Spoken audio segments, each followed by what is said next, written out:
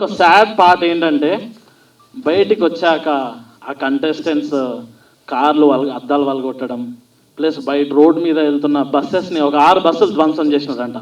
ఇదైతే కాదండి, big boss entertainment అనేది ఉంది, కానీ మీ అందరిని ఎంటర్టైన్ చేసిన విషయం నిజమే. దట్ ఈస్ రియల్లీ హ్యాపీ, మీ అందరం కూడా ఎంటర్టైన్ అయ్యాను.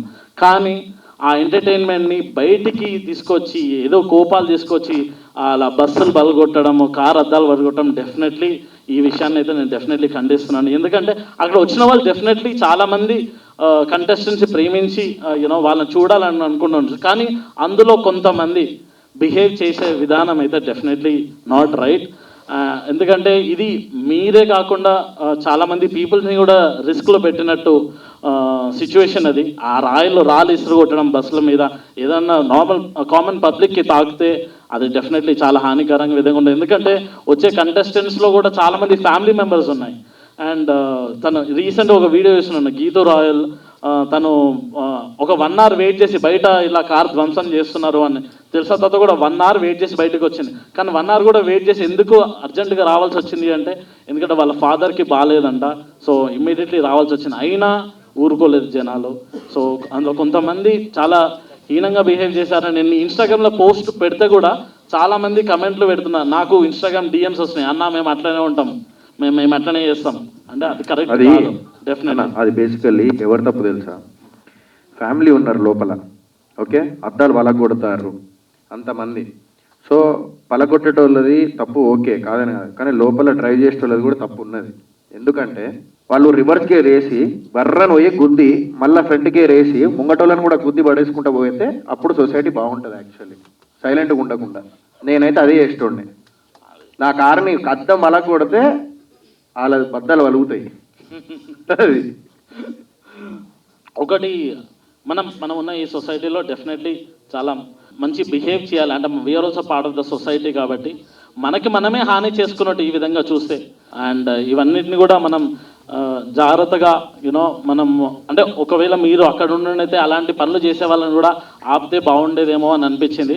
So let's condemn this act and ఇంకోసారి ఇలా జరగకుండా డెఫినెట్లీ మీ అందరినీ కూడా రిక్వెస్ట్ చేస్తున్నాను. అండ్ ఉంటే చూస్తే కూడా ఎంకరేజ్ చేయకండి. అండ్ బిగ్ బాస్ని ఎంటర్టైన్మెంట్గా తీసుకోండి. Thank you so much. ఎక్కించుకొని పోయేవాడిని కార్ అన్నారు కదా అన్న, మరి వైలెన్స్ మీలాంటి వాళ్ళు అలా మాట్లాడటం అంటే ఒక్కటన్నా, వైలెన్స్ అనేది పక్కన పెడితే ఇప్పుడు లోపల నా ఫ్యామిలీ ఉన్నదనుకో అన్న, అద్దాలు వలగొట్టేటప్పుడు ఆ అద్దం వచ్చి కళ్ళల్లో పడ్డది అనుకోండి అన్న, కన్ను పోతుంది. ఓకే, ఒకవేళ కూర్చొని నా ముఖం మీద ఏదైనా పడి అన్న ఫేస్ పోతుంది, అయిపోయింది, లైఫే పోయింది. నా లైఫ్ పోయినప్పుడు ఎందుకన్నా అంటే నేను అదే చెప్తున్నా. బేసికల్లీ సైలెంట్ కూడా ఏమైపోతుంది అంటే ఇంకా రెచ్చిపోతారు నెక్స్ట్ టైం కూడా. ఇప్పుడు నెక్స్ట్ టైం కూడా మీరు ఆపలేరు, నెక్స్ట్ టైం మళ్ళీ రెచ్చిపోతారేమో, చెప్పలేము. బయట అదే అలవాటు అవుతుంది. It's not about the violence అన్న. ఇప్పుడు ఏం మనిషిని కొట్టుకుంటూ వెళ్ళిపోవడం అనేది అయ్యో మొత్తం ఎక్కించి పోం కదా అన్న. పోయి రివర్స్లో పోతా అంటే వాడే మళ్ళీ వెనక్కి వెళ్ళిపోతాడు ఆడే భయపడి. ఎందుకంటే వాడు నడుచుకుంటూ వచ్చేటోనికి అంత ఉంటే మనం కార్లు వేసి గేర్లు వేసి గట్టిగా గుద్దుతే ఎట్లుంటే అంటే గట్టిగా పోతాడు, ఎట్లుంటే ఉంటాడు ఆడ మనిషి, సైడ్కి వెళ్ళిపోతాడు. నేను అదే చెప్పిన 100% అన్న. లేకపోతే సొసైటీలో ఎట్లుంటుంది అంటే మనము ఒకటే లైఫ్ అన్న బతికేది, క్వశ్చన్కి ఆన్సర్ ఇవ్వడమే మన లైఫ్. లేదంటే ఆ క్వశ్చన్ అది వస్తూనే ఉంటుంది, అట్లాంటివి అయితేనే ఉంటాయి. ఇప్పుడు మీరు క్వశ్చన్ ఇచ్చారు, నేను ఆన్సర్ ఇచ్చిన, యాక్షన్కి రియాక్షన్ ఉంది, డెఫినెట్లీ యాక్షన్కి రియాక్షన్ ఉండాలన్న. నా దృష్టిలో అయితే అది ఇట్స్ నాట్ అబౌట్ వైలెన్స్.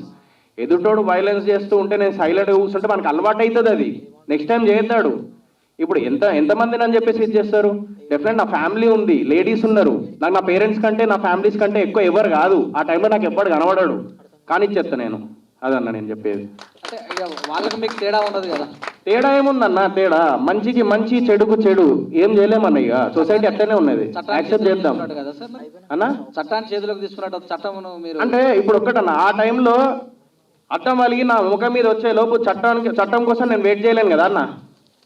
పోయిన తర్వాత ఒకవేళ ఒకడు వచ్చి కత్తితో పొడిచిండన్న, పొడిచిన తర్వాత ఒక్క నిమిషం నాకు చట్టం ఉన్నది, ఒక్క నిమిషం నేను పోతా అని చెప్పేసి అంటే ఎట్లుంటుంది అన్న. సో రివర్స్లో 100% అప్పుడు ప్రాణాలు కాపాడుకోవడానికి డెఫినెట్లీ మనము రివర్స్ అవ్వాలి. అలా అని చెప్పేసి నేను ఇంకా గలీజ్గా చెప్పట్లేదు, నేను బెదిరిద్దాము అని అంటున్నా, నేను భయపట్టియాలి వాళ్ళని. కత్తికి కత్తి సమాధానం అంటారా? కత్తికి కత్తి సమాధానం అంటారా? కత్తితో ఎందుకు పొడితే దొబ్బేస్తాం మనం, మళ్ళీ ఎందుకు పొడుస్తాం మనం అట్లా. యా ఎప్పుడైతే ఆ సిచ్యువేషన్ జరిగిందో అంటే బిగ్ బాస్ తర్వాత విన్నర్ అయిన తర్వాత బయట సిచ్యువేషన్స్ అన్ని మీరు చూసారు కదా, కార్ గ్లాస్ బ్రేక్ చేయడం ఇలాంటి సిచ్యువేషన్స్ మీ రియాక్షన్ కోసం చాలా మంది వెయిట్ చేశారు. అసలు ఆ సిచ్యువేషన్ గురించి ఏం చెప్తారు మీరు? ఫస్ట్ ఆఫ్ ఆల్ అలా చేయడమే రాంగ్. ఇంకోటి ఏంటంటే వేరే వాళ్ళు కార్కి బ్రేక్ చేసిన తర్వాత అక్కడ ఇది శోభా శెట్టి కార్ని ఇలా చేశారు, ఇలా సఫర్ అవుతున్నారు అనేసి ఇన్స్టాలో పెట్టడం వల్ల బెంగళూరులో ఉన్న నా ఫ్యామిలీ చూసి నైట్కి నైట్ కాల్ చేసి వాళ్ళు చాలా సఫర్ అవుతున్నారండి. మీరు ఈజీగా చేసేస్తున్నారు. అదే ప్రతి ఒక్కరు చెప్తున్నారు, మాకంటూ ఒక ఫ్యామిలీ ఉంది, మా ఇంట్లో కూడా పేరెంట్స్ ఉన్నారు, వాళ్ళు చాలా సఫర్ అవుతున్నారు. We are respect. ఒకవేళ మీరు మాకు అభిమానం చూపిస్తే నిజంగా వీఆర్ గ్రేట్ఫుల్ అండి. అంతకిన్నా ఎక్కువ మాకేం వద్దు. నిజంగా మేము కూడా అంతే అభిమానిస్తాము మిమ్మల్ని. కానీ లోపల జరిగింది మీరు ఇంకా బయటికి వచ్చిన తర్వాత దాన్ని రివెంజ్గా పెట్టుకొని ఒకరిని టార్గెట్ చేసి కొట్టడం అనేది it's not at all correct అండి. ప్లీజ్ ఎవరైతే చేశారో మీకే చెప్తున్నాను, దయచేసి అర్థం చేసుకోండి. మాకంటూ ఫ్యామిలీ ఉంది.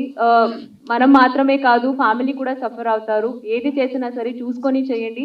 బికాస్ ఇంట్లో ఏదైతే జరిగిందో ఇంట్లో వరకు మాత్రమే. బయటికి వచ్చిన తర్వాత మేమందరూ చాలా బాగున్నాం. అక్కడ మీరు ఏదైతే చూస్తారో కొన్ని ఫైట్స్ అవన్నీ ఓన్లీ అక్కడి వరకే. బయటకు వచ్చిన తర్వాత మేమందరూ చాలా బాగున్నాం. ప్లీజ్ అది అర్థం చేసుకోండి. నెక్స్ట్ టైం ఎవరికి ఇలా చేయకండి. నాకు తెలిసి ఈసారి కంటెస్టెంట్స్ బయటికి వచ్చేటప్పుడు కార్లో కాదు లారీలలో వద్దాం బయటికి. అది బెస్ట్ అనిపిస్తుంది.